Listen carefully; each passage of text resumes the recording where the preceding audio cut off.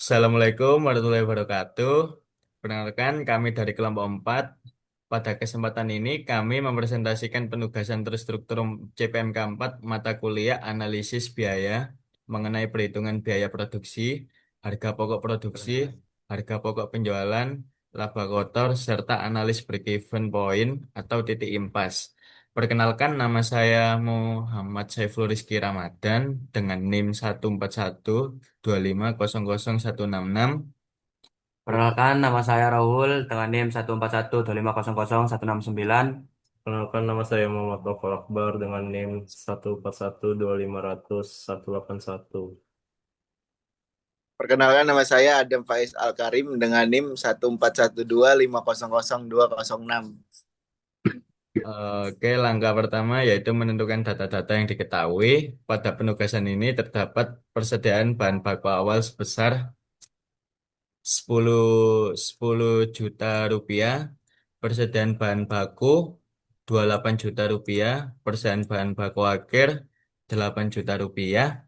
Selain itu, terdapat persediaan barang dalam proses persediaan barang jadi, jumlah produksi sebanyak 1000 unit, jumlah produk terjual sebanyak sebanyak 800 unit, harga jual per unitnya 170.000.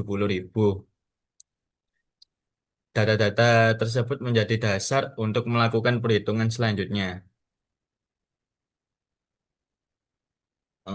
Selanjutnya dilakukan perhitungan bahan baku yang digunakan selama proses produksi. Perhitungan diperoleh dari persediaan awal ditambah pembelian bahan baku totalnya 38 juta rupiah, lalu dikurangi bahan baku akhir 8 juta rupiah, bahan baku terpakainya 30 juta rupiah. Terus selanjutnya ada biaya produksi. Biaya produksi terdiri dari tiga komponen utama, yaitu biaya bahan baku langsung sebesar 30 juta rupiah, biaya tenaga kerja langsung sebesar 18 juta rupiah, dan biaya overhead pabrik sebesar 23 juta rupiah.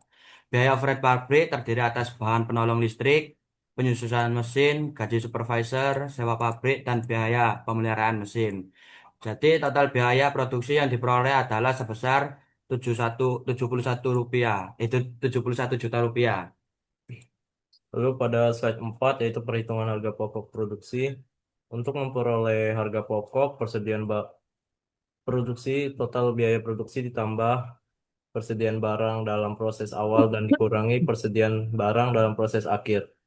Berdasarkan perhitungan tersebut, diperoleh harga pokok produksi eh, dengan sebesar 71.500.000 rupiah dengan jumlah produksi sebanyak 1.000 unit, maka harga pokok produksi per unit adalah sebesar 71.500 rupiah.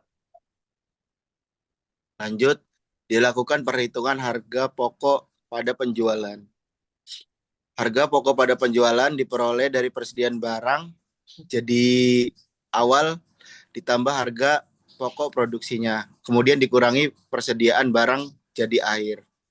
Dari hasil perhitungan diperoleh harga pokok penjualan sebesar 68.500.000 rupiah.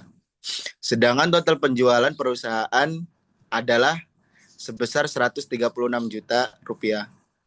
Dengan demikian laba kotor yang diperoleh oleh perusahaan sekitar 67.500.000 rupiah.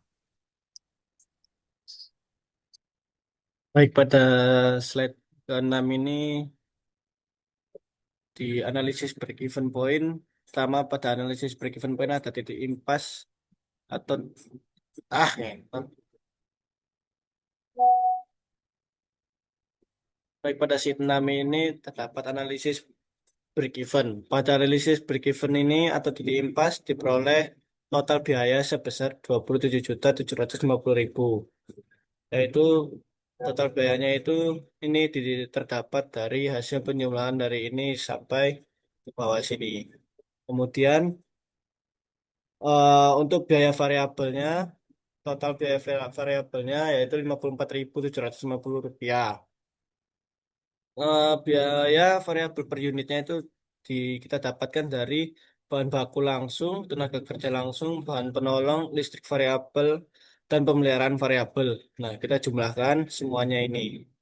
Kemudian dengan harga jual per unit 170.000 dan biaya variabel per unit 54.750 perak rupiah, kontribusi margin per unit yaitu totalnya 115.250